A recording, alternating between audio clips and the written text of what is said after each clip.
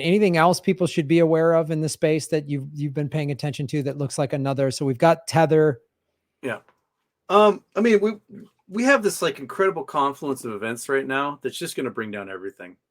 I, you know, everything's being pumped up right now by the plunge protection team from the Federal Reserve, and they've amassed like $8.8 trillion in securities, trying to keep the prices of everything up. So the S&P 500 isn't collapsing like it should be, but we've got a 30% drop in home sales, right? Just in the U.S. We have like an 80% drop in home sales in China, where that's half of their entire economy. Cars are being repossessed at like 25,000 a day. Car prices are plummeting.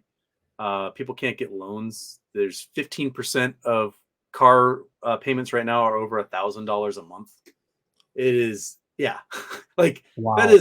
that's like 10 years ago you buy a Lamborghini, you'd pay $1,000 a month Right. or whatever for it.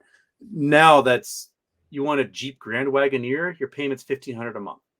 You get a mortgage payment for a rebadged Durango, right? So I think what we're going to see is mortgage-backed securities collapse, new developments collapse along with that, because we have billions of square feet of empty commercial real estate space that's not being used anymore because people working from home, and those companies are letting their leases lapse. We had this crazy speculative bubble during COVID where these developers built spec warehouses all over the country for online distribution and stuff. And COVID ended too quickly that those warehouses never got used. And so we've got like 1 trillion square feet of warehouse space that will never be used. It was all built on spec, on loans. And if houses aren't being sold and the values are going down, interest rates are so high on a house that if you had bought a house for $600,000 in December 2021, your mortgage payment is the same as like a $250,000 or $300,000 house today. So, Yeah. Like the amount of house you can get for $300,000 pales in comparison to the one you can get for $600,000, right? And not to mention, just to interject here, you brought up excellent points about the commercial real estate and people like working from home. But also, I mean, I've talked about this on my show, that the developers and the management companies are deliberately not putting inventory on the marketplace in rentals and just housing, because that drives the rents, and because I remember being in Los Angeles, 2.5 years ago, everybody moved out of LA after the COVID and the riots and everything. And there's for rent signs everywhere. And we're like, well, at least the rents will come down. They never did, because there's on every street corner in LA, and most major cities have this. There's some new development high rise that is either not finished or it's finished and there's, 30% occupancy. Yeah, because they could take a tax break right now. Yeah. And subsidize like whatever's left with the current renters. San Francisco, prior to COVID had less than 4% vacancy, right? There's 30 something percent vacancy. There's 27 million square feet of office space in San Francisco that is not being rented and can't be rented because there's no one to rent it, because everyone in the tech industry can work from home. Right. So there's a push now. They're trying to figure out if they can how much of that they can convert to housing, because they need 100,000 units a year or whatever built in order to like sustain the population of San Francisco. So you might see a whole bunch of these fancy skyscrapers that got built in the last decade all of a sudden becoming fancy apartment buildings. And they're doing a lot in a lot of cities. New York has done a lot of it. Calgary, Canada is the big one. They had something like 12 million square feet of empty office space from COVID, and so far they managed to convert like 5 million of it to housing. So there'll probably be tax incentives that come along, like, hey, if you convert at a minimum of, I don't know, $60 a square foot, we will give you 30% back if you do that, because the tax base of having people living there, paying rent or buying condos and paying property taxes will boost the draw for the city governments. But right now you can't do the building because interest rates are so high on new construction that no one can take out a loan to do it, because they aren't willing. They can't pay 6, 7, 8% to build something at the moment. And if the Fed in February raises the rates by another half point, I don't know that they're going to do 3/4 of a point again, but even another half point is still going to make this can continue. I think there's like all of these. I mean, I was talking about the home loan bubble and the car loan bubble before COVID. I was talking about that on this show in 2019. And now those problems, as you pointed out, have only gotten exacerbated. Yeah. And so we are facing, we're facing some serious issues here, man. Like, well, think about who was buying homes in a large portion of the country was people with cash. They weren't taking out loans because they had, several $1,000,000 in their investment account, and they would take out a cash margin and they'd buy a home with cash to avoid having to get into bidding wars and going back to lenders or whatever. But now everybody's down 20% in their investment accounts, right? So so the number of homes being purchased with cash are crumbling, which is leaving these houses on the market. Before it was 14 days, now it's like 51 days or something that the house is on the market. And so if all these people bought homes with cash from margin accounts and all of a sudden their accounts get margin called, what happens to those houses, right? Blackstone owns 1 million houses across the country. Their investment in those houses have collapsed, and they're talking about getting rid of them all. So if Blackstone suddenly just puts 1 million houses on the market, right? Because they're like, well, shit, we lost $1.2 trillion this year. We need to get some of that cash back. I mean, $1.2 trillion. That's how much money they lost in 2022. Absolutely just mind-blowing. And those are the guys who've been buying up all the properties and the short sales. They did that 10 years ago. Yeah. And then they jacked up rents. So and then they didn't pay the maintenance. They didn't pay, these houses are in worse shape than they were when they bought them. And 10 years of renters, when you're a slumlord, what do those renters do to those houses? They fuck them up. Yeah. When they move out, they take all the copper wiring and buy meth, whatever. Like, it's I don't know. I'm under the belief that there should be a law that says an individual, entity, or family can own 4 homes, and that's it. Right. That's it. You can only own up to 4. You have a couple of you have a house, a vacation house, and 2 rentals. Cool. Beyond that, I don't care if you're a big company. I don't care if you create 45 subsidiaries all trying to own the 4 homes each. No, 4. That's it. Yeah. And bring prices down and get people into homes. Yeah, which is good for the overall economy. It's good for the society. It's good for society. Like you said, it's good for the local economies of people staying and buying homes and property tax and all that stuff. And I mean, a friend of mine has a realtor friend who's like a hardcore Republican, and even this like Republican realtor is like, we got to get the hedge funds out of real estate because they're causing all these problems. In the post-war, all these people came back from the war. They started working in the factories again. They wanted to buy houses and get married and have families. And there's a huge housing supply issue. And Harry Truman basically said, we're capping homes at like $10,000. That's it. And I can't remember the exact ratio, but let's just say it's $10,000. And everyone's like, you can't do that. You're affecting, there's not going to be a market demand or whatever. What happened was you had 4 million veterans who could all come up with $10,000 and buy a house, and it caused a gigantic building boom. Whereas if they let the housing prices skyrocket from this demand, these builders would have kept supply at a minimum and not built houses, because like, why should I go and build 10 houses when I can sell this one for 10 times the price? And people went unhoused. But all of a sudden, when the only option was you had 4 million veterans, all $10,000 in their pocket, willing to buy a house, they managed to come up with 4 million houses. So sometimes you can take this supply and demand structure and you can kind of force the developer's hand when they're artificially suppressing the market. Yeah, it'll be curious to see. I mean, we are already in a recession. The government doesn't want to say that we are, but we are in a recession, and I don't have any faith in either of these political parties. When the recession really becomes like, when the media starts saying the R word, then it's for real. So when all of these bubbles that you've been talking about happen, I'm wondering, and somebody asked in the chat, like, what do you think the government's plans are? Well, I tell you what the government's plans are. It'll be nothing. The Republican-controlled Congress will say, look, it's the parties will just blame each other. And I don't see anyone passing any legitimate legislation that'll help like Truman did. The Republicans also are, as always, they're threatening to default on our debt obligations and not raise the limit. And people don't understand the type of impact that would have on the global economy.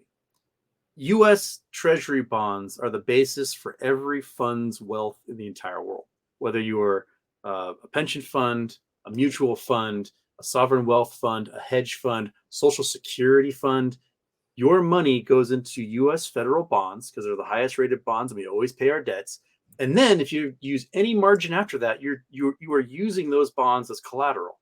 If we fail even one debt payment, the value of those bonds drop in half, basically collapsing every fund on earth, including Social Security.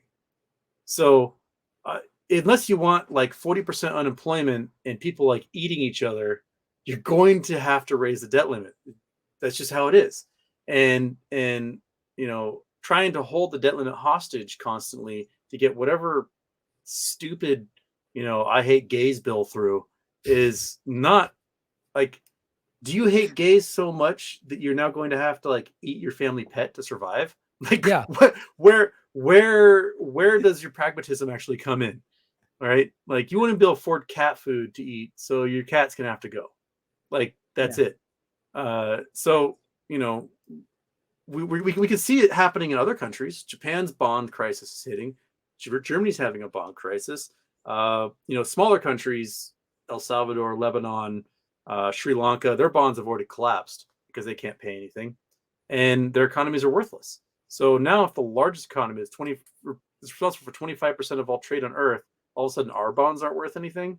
That will bring the entire world to its knees. And I think if the Republicans do that, I think that's a fantastic way for them to start just a full blown revolution where they like literally are strung up. And there's just like, I mean, that's when people, because if people Americans aren't really quick to revolt or do anything. I always say Americans aren't going to go anywhere until their cable gets cut off. But but that'll happen if people can't. I could build a guillotine in my garage in a few hours. So yes, and if you don't have a job and you can't feed your kids, you're going to find time to build that guillotine. You're going to be like, there's a new project, kids. We're starting a new project. So I don't know that I think the powers that be are so out of touch. Both parties are so out of touch and so arrogant because they really don't care what their voters think. They only care what their donors think. And so the donors are going to give them stupid advice that just helps the donor in the 1%. But if it gets really this bad, I mean, this is how like riot in the street kind of stuff happens. When people are hungry, they're going to get pissed off. And they do these little things like, oh, hey, gas is, in California, it's below $5 again. So everybody goes, whoo, crisis averted. Guess what? Guess what, kids? It'll come back up. And when gas is $8, $9, $10 a gallon and you can't afford food and there's like you said, 40% unemployment, just to get an I hate gays bill through or whatever, people are going to be like, they're going to, because you saw it in the midterms, right? All the Trump-backed, like QAnon wingbirds, they all lost. They lost. Yeah. The regular Republicans, they won because the Democrats have offered nothing. The Democrats offered nothing. I mean, if the Democrats offered what FDR did, they would never lose. If they were like Medicare for all and student debt forgiveness and all this stuff, I mean, they would never. That's why they had to do term limit FDR. So. They're so out of touch and they're so only care about their money that they're really setting themselves up for their own days.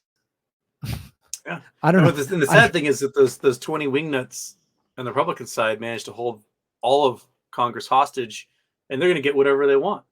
So they're trying to get rid of the IRS and stick a VAT tax on all the poor people, and so the billionaires don't have to pay any taxes whatsoever. So it's They're going to get whatever they want. And this is what drives me Yeah. nuts about the progressives in the Democratic Party, the squad. Why don't they do this? Why didn't they do this with Nancy Pelosi and say, we're not voting until we get all of these like progressive they could have done this. This is the thing that drives me nuts about the Democratic Party. The Tea Party did this. The Freedom Caucus just did this. They threatened those ultra conservative nutbags.